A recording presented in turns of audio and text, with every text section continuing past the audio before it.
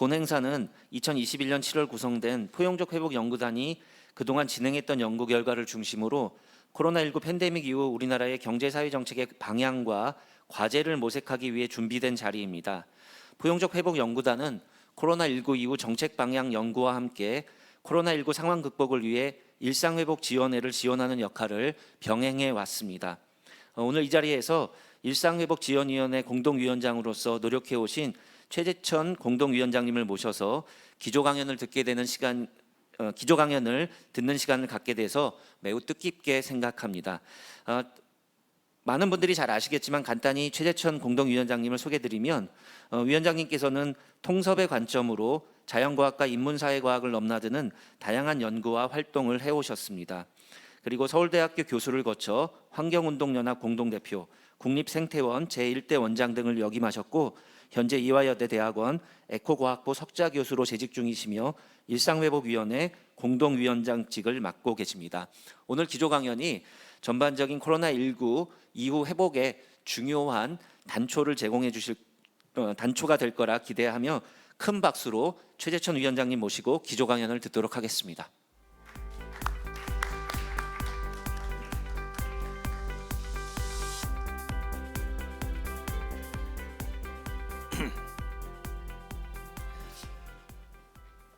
안녕하세요. 저를 이렇게 불러주셔서 고맙습니다. 제가 소개받은 대로 코로나19 일상회복지원위원회 공동위원장, 제가 지금 현직인지 전직인지 사실 지금 저도 잘 모르거든요. 새 정부에서 이렇게 좀 깔끔하게 마무리를 좀 해주시면 좋겠는데 아무런 통보가 없어서 잘 모르고 있습니다. 개인적으로는 일찌감치 사표를 냈기 때문에 제 마음속에서는 전직인데요. 사실은 제 입으로 이런 얘기하는 게 약간 속된 표현으로 조금 찌질한 냄새도 좀 나는데, 저는 제가 이 위원장직을 수락할 때 사실은 이 코로나 사태가 멈추는 순간까지라는 게 아니라 그게 어느 정도 멈추면서 우리 사회가 일상으로 돌아갈 때 그 일상을 어떤 일상으로 우리가 만들 것이냐, 그 부분에 저는 훨씬 더 기대감을 갖고 이 수락을 한 건데, 어떻게 타이밍으로 보면 마스크를 어느 정도 벗을 수 있는 그런 시점에 저도 일을 마쳐야 돼서 조금은 앞으로 할 일이 더 있는데 하는 아쉬움이 제 개인적으로는 있습니다. 하지만 그나마 그래도 오늘 이런 자리가 마련이 돼서 우리가 원하는 일상이 어떤 일상이냐 하는 거를 전문가 선생님들이 이렇게 한번 짚어주신다 그러니까 굉장히 저는 개인적으로 고맙습니다. 참 이상한 일이잖아요. 물론 우리들 중에 100세가 넘으신 분은 어쩌면 1918년 스페인 독감도 겪으시고 지금 이것도 겪으시는 분이 세계적으로 몇 분 계실지도 모르지만, 사실 지금 숨쉬고 사는 호모사피엔스는 전부 참으로 엄청난 일을 우리가 지금 겪고 있는 거잖아요. 이런 일이 우리 삶에 벌어지리라고 아무도 예상하지 못했습니다.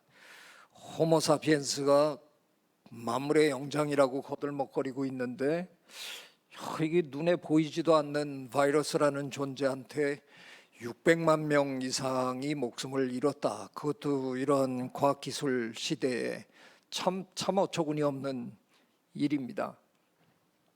저는 개인적으로 저에게는 좀 반가운 면도 있었습니다. 이걸 이렇게 잘못 표현하다가는 참 욕을 먹을 수도 있는 일인데요.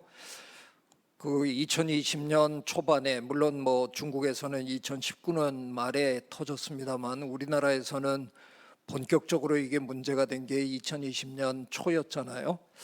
저는 개인적으로 이 문제를 생태학적으로 한번 가늠을 해야 되겠다. 그래서 일찌감치 초청을 받아서 강연을 준비해야 했습니다. 그래서 첫 강연이었는데 강연 중에 어떤 분이 질문을 하시더라고요.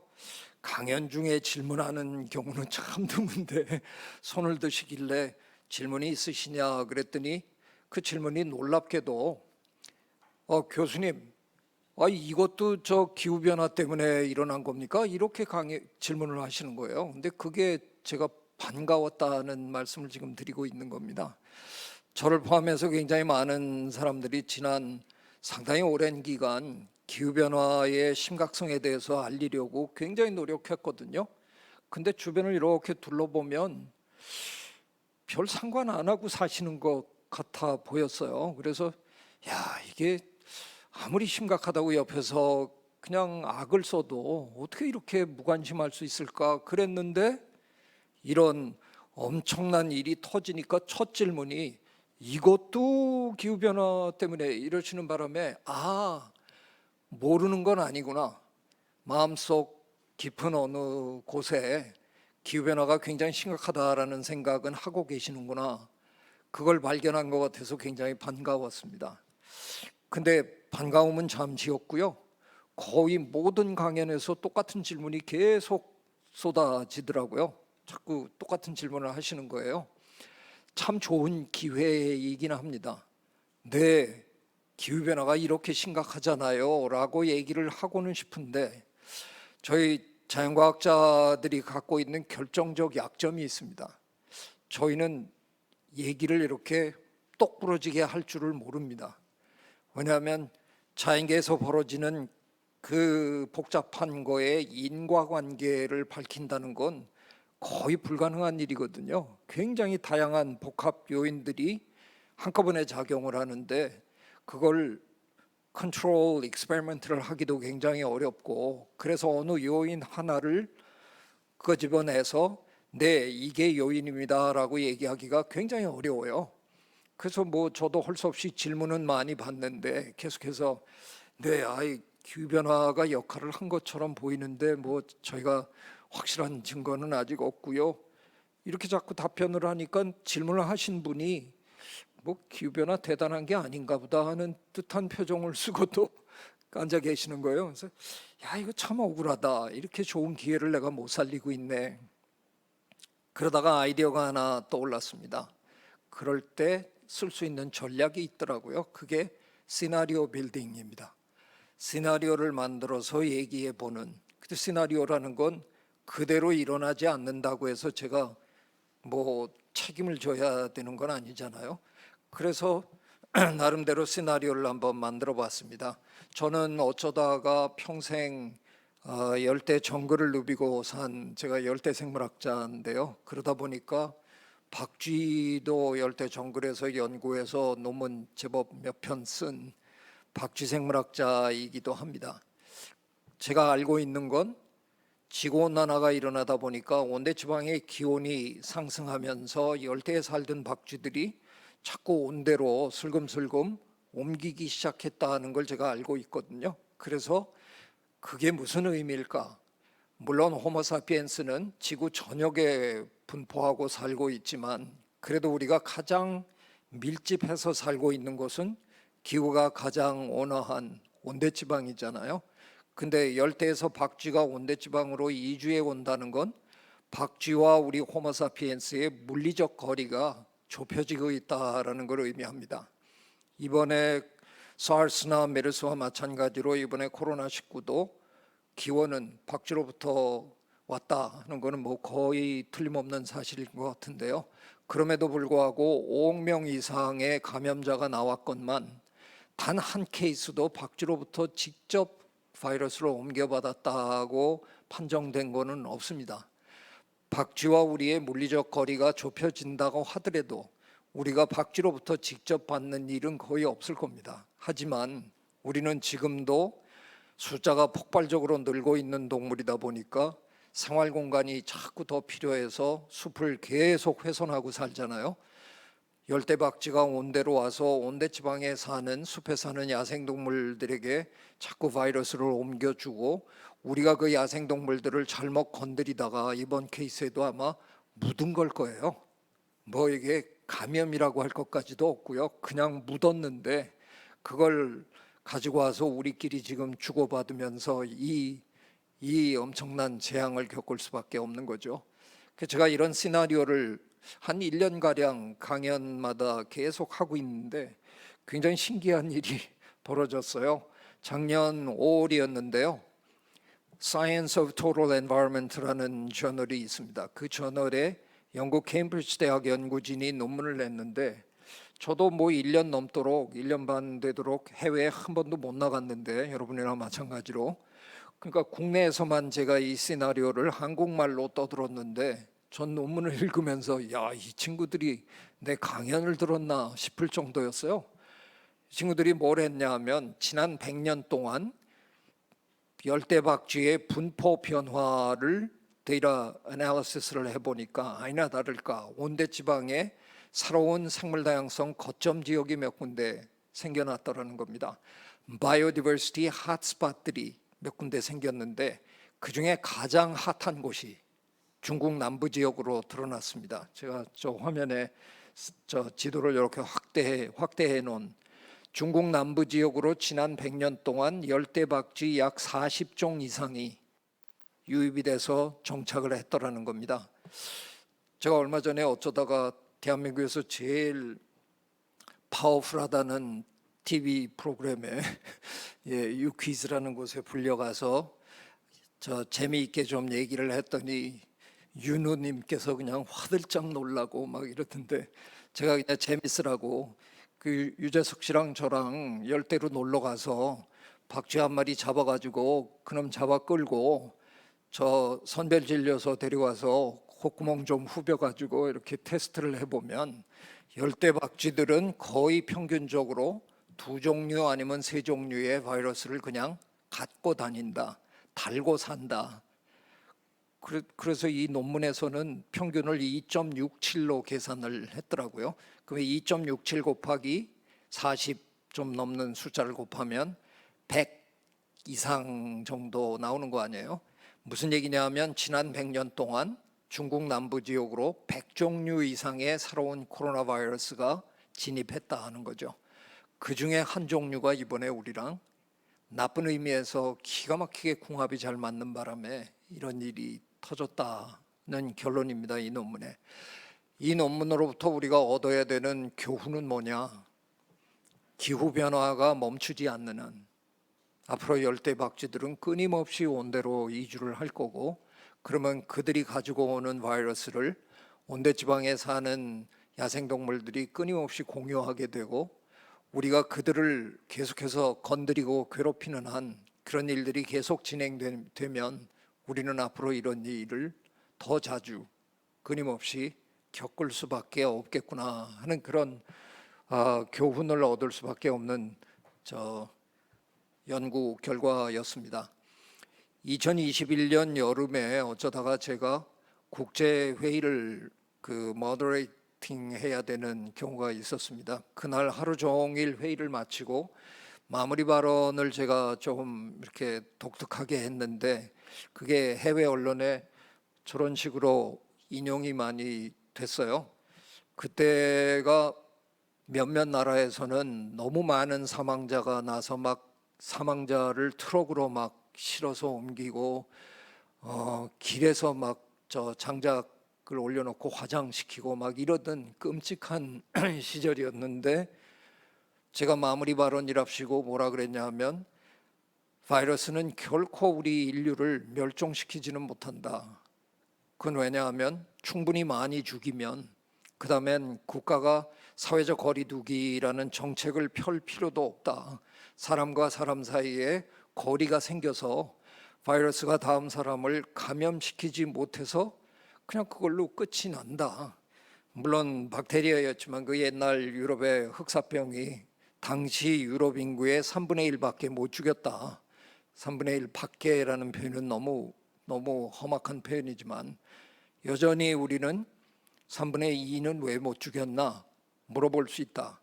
3분의 2는 감염시키지 못해서 못 죽인 것뿐이다. 죽일 수 있는데 그래서 인류 역사에서 보면 물론 전쟁보다 더 많은 생명을 앗아간 게 전염병이라지만 전염병은 절대로 우리 인류를 멸종시키지 못한다. 하지만 기후변화는 다르다. 기후변화가 우리를 감염시켜서 죽이는 게 아니지 않느냐. 기후변화는 우리의 삶의 환경을 어떤 수준 이하로 어느 날 그냥 낮춰버리면 우리들 중에 아무도 살아남지 못한다. 그러면 그냥 한꺼번에 모두가 사라질 수도 있는 거다. 그래서 이번 기회에 만약 우리가 그동안 자연과의 관계에서 너무 방만하게 굴다가 이런 일이 벌어졌다라고 조금이라도 의심하는 분이 계시다면 그분은 이제부터는 정말 기후 위기에 대한 그 대비에 참여하셔야 된다. 뭐 그런 제가 마무리 발언을 했습니다. 안 넘어가나요? 어디로 해야 넘어가나요? 종종 저는 이런 강연을 하면서 여기 이 장면에서는 질문을 합니다. 이게 어느 나라 모습인 것 같아요? 질문을 하고는 답을 드리죠. 남태평양의 투발루라는 나라의 모습입니다. 근데 저 나라 사람들이 뭐 집집마다 식구 수만큼 자가용을 굴리고 방방이 에어컨을 틀고 뭐 이래서 벌어지는 일이 아니잖아요. 저 나라 사람들은 별로 문명의 이기를 사용하는 사람들도 아닌데 미국, 영국, 유럽, 중국, 한국, 일본 이 나라 사람들이 너무 편안하게 너무 방만하게 살다 보니까 온실기체를 뿜어내고 그게 남극 북극의 얼음을 녹이는 바람에 이분들은 그냥 애꿎게 가만히 앉아 있는데 집으로 그냥 바닷물이 지금 차올라 들어오는 거죠. 호주 정부와 뉴질랜드 정부와 얘기가 다 끝났답니다. 조만간 두 나라로 다 이주한다는데 뭐 어떤 분은 좋겠다 좋은 나라로 이사 가서 뭐 그러신다는데 사실 솔직한 얘기는 이 나라 사람들은 나라를 잃는 거잖아요. 그냥 앉은 자세에서 나라를 잃는 겁니다. 참으로 말이 안 되는 거죠. 당신들의 잘못으로 일어나는 일도 아닙니다. 그럼에도 불구하고 우리는 가끔 이런 얘기를 들을 때는 마음에 부담이 생깁니다. 우리가 참 못된 짓을 하고 있나 보다. 그지만 우리들 중에 뭐 그렇게 많은 사람이 냉장고를 포기하거나 자가용을 포기하는 에어컨을 떼내는 사람이 그렇게 있는 건 아닙니다. 왜 그럴까요? 이게 남의 나라 일이니까요. 남의 나라에서 벌어지는 일이지 이게 뭐 우리나라에서 벌어지는 일도 아닌데 우리가 뭐 이렇게 걱정할 게 있을까? 정말 남의 나라 일인가요? 지난 여름 서유럽에서 어마어마한 홍수가 일어났습니다. 여러분 뉴스 시간에 보셨잖아요. 그 돌담길, 골목길 막 이런 데로 자동차가 막 그냥 급류에 떠내려가고 막 이러는 걸. 독일, 룩셈부르크, 뭐 네덜란드 이런 나라입니다. 저 나라들 선진국인 줄 알았는데 배수 시설도 제대로 안 해놨나 보다. 네덜란드가 배수 시설이 안 돼 있으면 벌써 바닷물 아래에 잠겨야 되는데 아마도 배수 시설로는 전 세계에서 가장 확실하게 잘해 놓은 나라일 텐데 저렇게 당했습니다. 왜? 아주 간단한 결론은 배수 시설이 감당할 수 없을 만큼 비가 쏟아졌기 때문에 그런 거죠. 그냥 아주 간단한 결론입니다. 제가 요즘 입에 달고 사는 표현이 있습니다. 재앙의 판도가 바뀌고 있다. 옛날에 이런 자연재해는 못 사는 나라에서 벌어지는 거고요. 잘 사는 나라는 원조나 좀 하고 그러는 거였잖아요. 근데 이제 선진국에서도 벌어지고 있다는 겁니다. 가장 상징적이었던 게 코로나19였습니다. 그따위 전염병은 옛날에는 제3세계에서나 벌어지고 선진국들은 의료진이나 파송하고 뭐 이러고 살았던 건데 이번 코로나19에서 가장 심하게 당한 나라가 누굽니까? 가장 많은 사망자를 낸 나라가 미국이잖아요. 세계 가장 부자 나라 미국이 그렇게 당했습니다. 재앙의 판도가 바뀌고 있는 겁니다. 제가 제 입으로 이런 고백을 해야 되는 게 너무 안타까운데요. 저희들은 그동안 이 개념에 대해서 sustainability, 지속 가능성 이 개념에 대해서 참 무지하게 책도 많이 썼고요.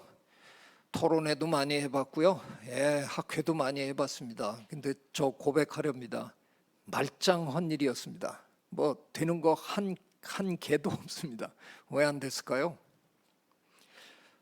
아주 간단한 개념이잖아요. 이렇게 설명하죠. 우리 세대가 자연으로부터 얻은 혜택을 우리 후속 세대도 누릴 수 있게 해줘야 그게 공정한 게 아니냐. 그러려면 우리가 지금 자연을 훼손하지 말고 잘 보존해서 후손들에게 물려줘야 되겠다. 그 개념이잖아요. 왜 안 통했을까요? 그 후손이 만일 내 아들이거나 내 손녀딸이면 우린 필사적으로 합니다. 내가 안 먹고 내가 안 쓰고 내 손녀딸한테 훨씬 좋은 세상을 물려주고야 말겠다 합니다. 근데 이 후손이 100년 후에 올지 200년 후에 올지 나는 얼굴도 못 볼 놈이에요. 그러니까 그 놈을 위해서 내가 내 삶을 희생할 이유가 없는 거죠. 이건 애당초 가능성이 전혀 없던 개념을 우리가 가지고 참 열심히 떠들어댄 겁니다.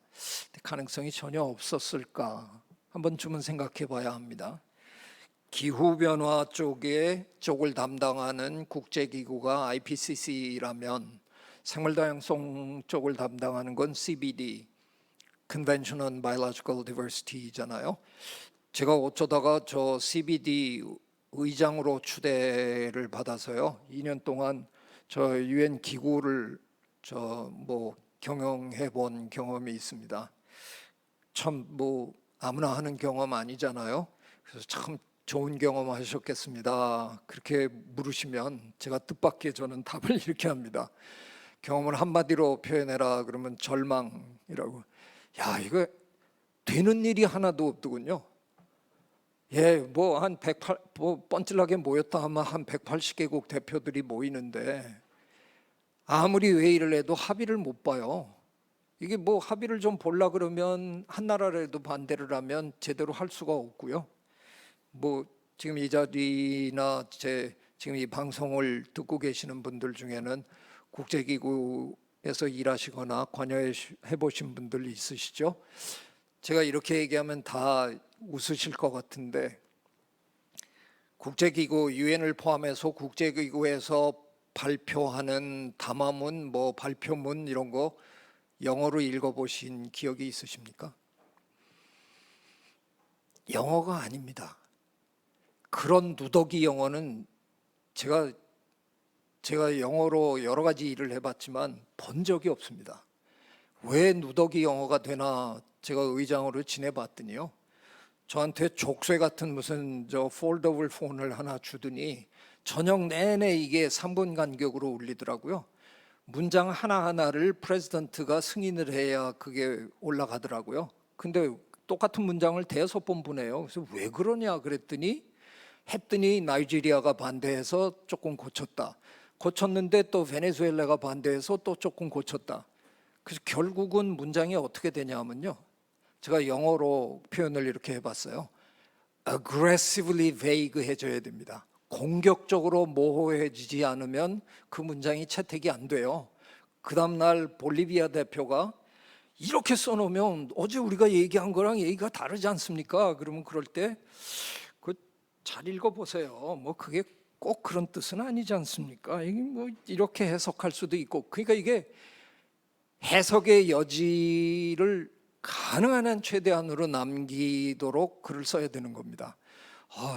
제 성질엔 도저히 이걸 못 하겠더라고요. 그래서 저 심지어는 연임 제안까지 받았는데 제가 표현을 내가 미쳤냐라는 표현을 썼어요. 그러면서 저는 안 한다. 근데 저는 IPCC를 지금 이끌고 있는 우리 이회성 박사님을 참 존경합니다. 이해창 씨의 동생이시잖아요. 근데 정말 놀라운 리더십을 발휘하고 계십니다. IPCC 2018년 송도 회의에서 어마어마한 리더십을 발휘하셨어요. 그동안 이 IPCC 관련 UNFCCC 기후변화 쪽의 양반들은 세계적인 지도자들이 뻔질나게 모였습니다. 근데 이번 세기 동안 온도 상승을 2도 미만으로 붙들어 보자 이거 가지고 그냥 날밤을 늘 셉니다. 그러니까 그 스웨덴 소녀 툰베리 같은 소녀가 나와가지고 포효를 해야 되잖아요.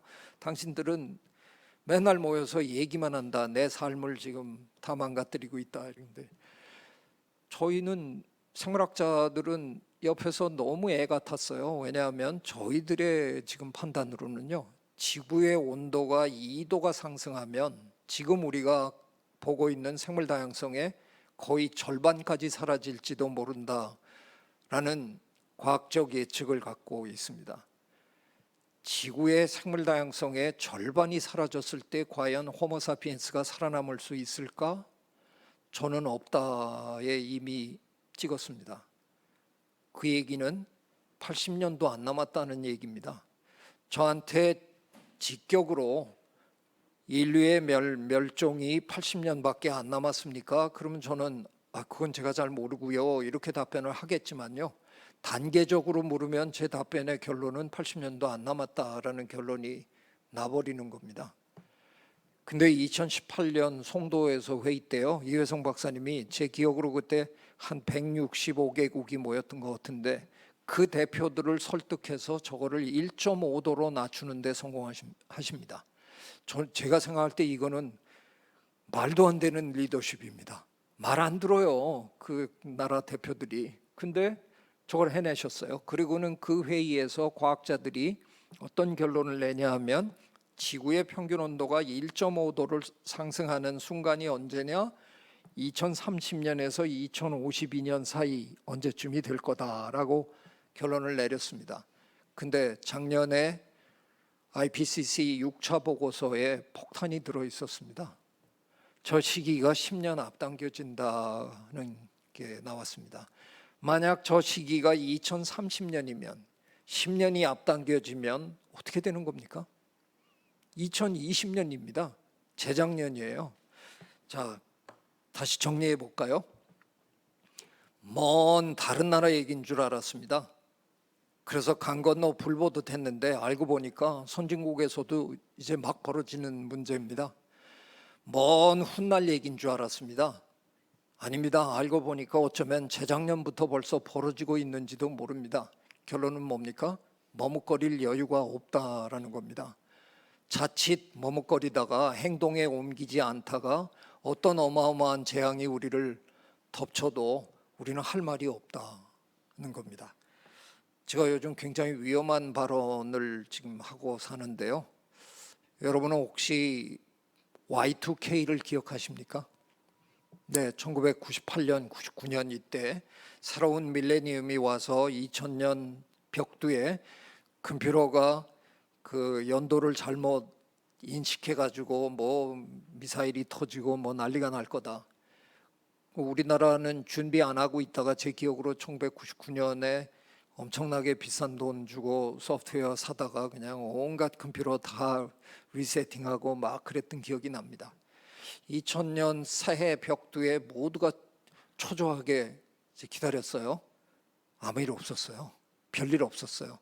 그랬더니 그 다음에 무슨 일이 벌어졌냐? 그거를 경고한 양반을 사회적으로 그냥 완전히 죽여버렸어요. 저 아무 일도 아닌데 저놈이 이상한 소리 해갖고 우리 다 고생했다. 그분이 2006년인가 7년에 오클라호마의 당신 집에서 옆집 사람도 모르게 사망하셨습니다. 그분이 누군지 아세요? 그분이 우리가 지금 사용하고 있는 컴퓨터의 프로그램의 베이스가 되는 머신 랭귀지 ASCII 코드를 개발한 분입니다.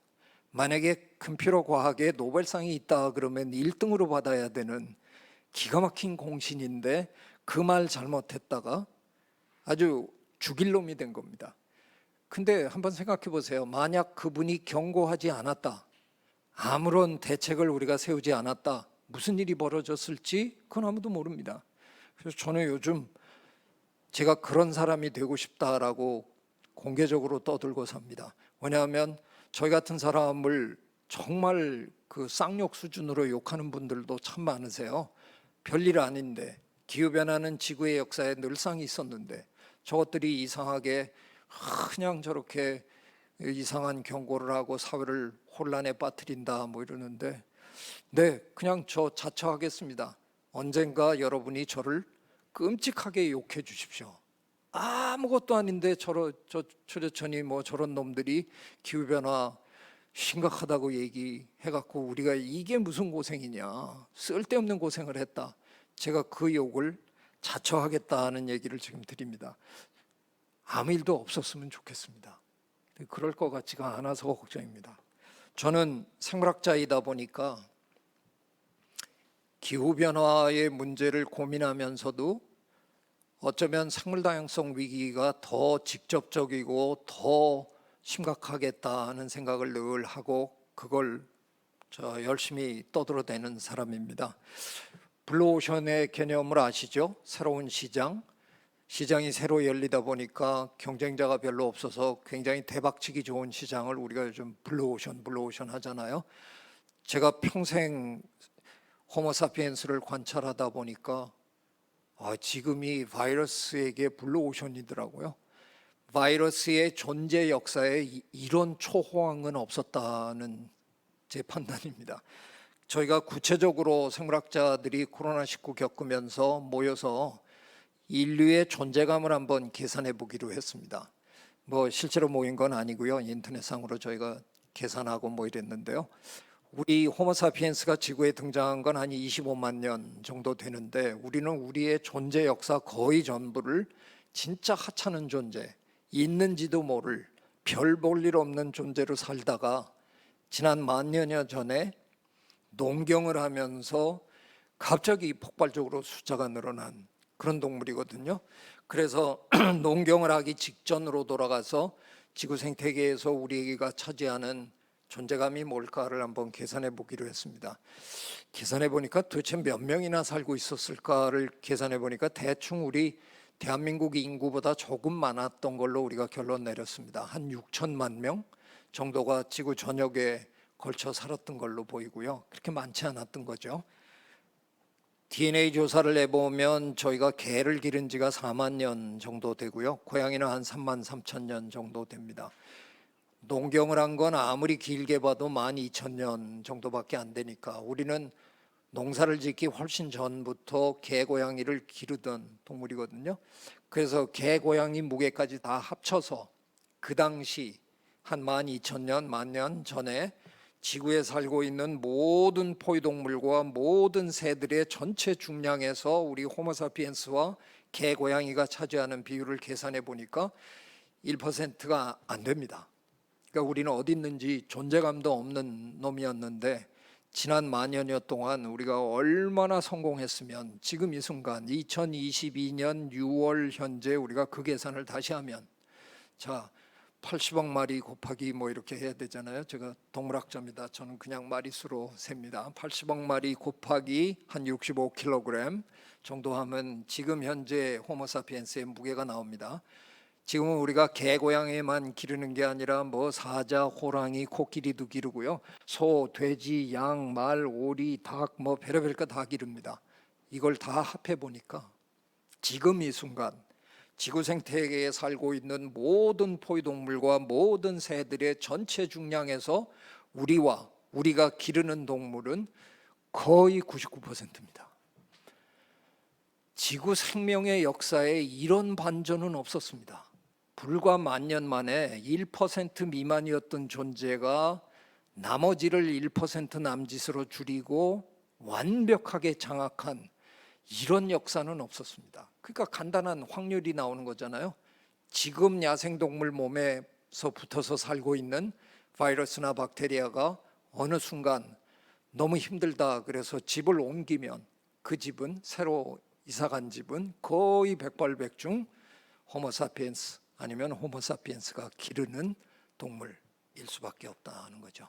그러니까 앞으로 이런 일은 안 벌어지면 이상한 겁니다. 확률적으로 그냥 계속 벌어질 수밖에 없는 일이죠. 예, 저는 뭐 교황님이 너무 고마워요. 교황님이 2019년 Ecological Sin, 생태적 죄라는 걸 인류의 원죄에 포함시키겠다는 참 기가 막힌 선언을 하셨어요. 교황님 말씀은 대충 얘기하면 이런 겁니다. 기독교나 천주교에서는 이 세상 모든 걸 하느님이 창조하셨다. 그러니까 이 세상 모든 것들은 하느님의 피조물인데 그 피조물 중에 어떤 한 놈이 지가 좀 힘이 세다고, 어떤 놈인지는 다 아시잖아요. 옆에 다른 하느님의 자손들을 마구 유린하고 죽이고 하고 있는 걸 하느님이 내려다보시면서 흡족하다, 참 잘한다, 그러실 리가 있냐, 이게 원죄가 아니면 뭐가 원죄냐. 저는 프란치스코 교황님의 이 논리에 결함을 찾을 방법이 없습니다. 너무나 논리적이라고 생각합니다. 교황님이 이 말씀하시고 2달이 안 돼서 코로나19가 터졌습니다. 교황님은 뭔가 끔찍한 게 다가오고 있다는 걸 아셨던 게 아닐까, 그런 생각이 듭니다. 자, 이제 제 말씀을 정리를 하겠습니다. 네, 이번에 우리 참 운이 좋았습니다. 600만 명 이상이 죽었는데 운이 좋다는 게 무슨 얘기냐. 아시잖아요. 우리 옛날에 전염병 발생하고 백신을 만들어서 공급하는 데까지는 적어도 10년 내지 15년 걸렸습니다. 이번에는 생명과학 발달 덕택에 우리가 1년이 안 된 시점에서 백신을 제조했습니다. 근데 다음번에 또 팬데믹이 일어났을 때 우리 또 운이 좋을까요? 좋아야죠. 근데 1년 안에 만들기는 아마 어려울 거예요. 이번엔 행정적인 뒷받침이 아주 기가 막혔잖아요. 근데 다음번에 어려울 것 같은데 그래도 1년 안에 한다고 칩시다. 근데 그 1년 동안 우리 또 수백만 명 또 죽어야 되잖아요. 또 우리 마스크 쓰고 또 식당에 못 가고 이 일 또 해야 됩니다. 그 얘기가 뭐냐? 그럼 앞으로는 우리는 이런 일을, 백신이 고맙긴 합니다. 그런데 이런 일이 끊임없이 반복적으로 일어나야 된다는 거죠. 그래서 저는 백신이 답이 아니다라는 겁니다. 백신이 고맙긴 한데 정답은 아니다. 그래서 제가 2020년 중반에 제가 만든 백신이 더 좋은 백신입니다, 이렇게 질러댔습니다. 행동 백신, 손 잘 씻고 마스크 잘 쓰고 거리 두기 하고, 이거는 행동으로 우리가 우리를 지킬 수 있는 아주 훌륭한 백신입니다. 대한민국은 이번에 이 백신으로 거의 100% 접종을 했기 때문에 우리 그래도 비교적 안전하게 살아남은 것 같습니다. 더 좋은 백신이 있지 않냐 하는 겁니다. 생태 백신, 에코 백신, 저 자연계로부터 나쁜 바이러스가 우리 인간계로 건너오지 못하게 거기에 백신을 치자는 겁니다. 그 얘기는 제가 인류 최초로 얘기한 사람이 아닙니다. 제인 구달 박사님, 다큐멘터리 만드는 서 데이비드 애튼버러, 이런 분들이 지난 몇십 년 동안 귀가 따갑도록 얘기했습니다. 자연을 보호합시다. 근데 안 듣다가 이런 꼴을 우리가 당했습니다. 그런데 제가 자연보호라는 말을 생태 백신이라고 고치는 순간 이제는 들으셔야 됩니다. 왜? 백신은 사회 구성원의 적어도 70 내지 80%가 같이 접종해야 집단적인 효과를 우리가 얻을 수 있는 거잖아요. 이제는 80억 인구의 7, 80%가 자연을 보호하는데 같이 하자는 겁니다. 그동안은 안 하셨을지 모르지만 이제는 하자는 겁니다. 왜? 이걸 하면 앞으로 지금 우리가 겪고 있는 이런 게 원천적으로 안 벌어진다는데 왜 그 일에 동참을 안 하시냐 하는 겁니다. 저희는 그동안 이 속담이 무슨 뜻인지 모르고 자꾸 썼던 건 아닐까, 그런 생각해 봅니다. 빨리 가려면 혼자 가지만 멀리 가려면 함께 가야 된다. 저는 이번 기회에 우리가 코로나19를 함께 겪으면서 이 속담의 진의를 많은 분들이 체험한 것 같다는 생각이 듭니다. 인류 역사에 백신을 제조하고 난 다음에 누가 먼저 맞을 것인가를 사회적 수준에서 논의한 적이 있을까? 저는 없다고 생각합니다. 지금 문헌을 뒤지고 있는데, 근데 우리는 이번에 요양원 좁은 공간에 계시는 어르신들 먼저 맞히자, 환자 상대로 해야 되는 간호사들 먼저 맞히자, 학생들 상대로 해야 되는 선생님들 먼저 맞히자, 문재인 대통령, 이재용 부회장이 먼저 맞겠다고 팔 걷어붙이고 나오지 않았다는 겁니다. 배달하는 저 젊은 청년까지 바이러스로부터 자유로워져야 우리 사회 전체가 일상으로 돌아간다는 것을 모든 사람들이 한꺼번에 알아버렸습니다. 저는 이거는 사회 수준에서 엄청난 교훈이라고 생각합니다. 새로운 일상을 만들어낼 수 있는 귀한 기회를 우리가 얻었다 하는 생각이 듭니다. 저는 오래전에 이런 책도 썼습니다. 자연도 우리가 자세히 들여다보니까 약육강식, 생존투쟁 이런 것만 난무하는 게 자연이 아니더라고요. 자연 서로 손잡고 삽니다. 손잡아야 살아남을 수 있는 곳이 자연이거든요. 그래서 저는 일상회복지원위원회에서 제가 이런 표현을 소개했습니다. 새로운 일상이라는 표현을 New Normal이라는 영어 표현을 가져다 쓰는데 자꾸 듣다 보니까 New Normal? 그러면 Old Normal이 있었나 보지? 그런 생각이 들더라고요. 근데 그 옛날의 일상이 노멀이었으면, 정상적이었으면 왜 우리가 이런 꼴을 당합니까? 그래서 그냥 회복을 해버리면, 그냥 회귀를 해버리면 뉴 노멀로 회귀하는 게 아니라 뉴 애브노멀로 회귀할 것 같아요. 그 옛날 우리가 하던 방만한 그런 생활, 자연과 관계를 제대로 정립하지 않고 사는 그런 생활을 할 것 같아요. 그래서 제가 새로운 표현으로 뉴 abnormal이라는 표현을 만들었습니다. 사전에도 없는 단어를 어떻게 제가 만들게 됐는데, 이렇게 고생하고 우리가 빠져나가서 맞이할 새로운 일상은 그 옛날 우리가 누렸던 그 일상보다 더 나은, 더 개선된, 더 향상된 일상이었으면 좋겠습니다. 그리고 우리가 지금 배웠잖아요. 굉장한 교훈을 얻었기 때문에 저는 이게 가능하다고 생각하는 겁니다.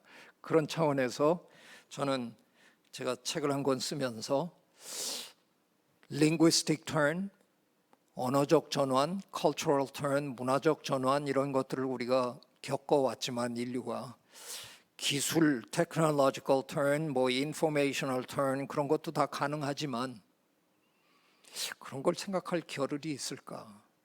앞으로 자칫하면 툭하면 살고 죽는 문제에 우리가 계속 부닥칠 텐데 이제는 자연과 우리의 관계를 제대로 정립하는 생태적 전환이 우리에게 필요하지 않을까. 그래서 제가 책을 썼습니다. 오늘 저는 전문가들의 가르침을 통해서 이런 일들이 앞으로 반복적으로 일어날 가능성이 있는데 그럴 때 우리가 이번 기회에 배운 걸 가지고 어떻게 현명하게 대처할 거냐, 이 문제도 우리가 꼭 짚어야 될 문제고요. 보다 근본적으로 우리 인간의 삶이 어떻게 변해야 앞으로 이런 것들이 근원적으로 우리가 당하지 않고도 살 수 있나, 이런 조금 더 원초적인 문제도 우리가 함께 고민했으면 좋겠다 하는 생각으로 제가 말씀드렸습니다. 제가 시간을 조금 많이 쓴 것 같아서 송구합니다. 고맙습니다.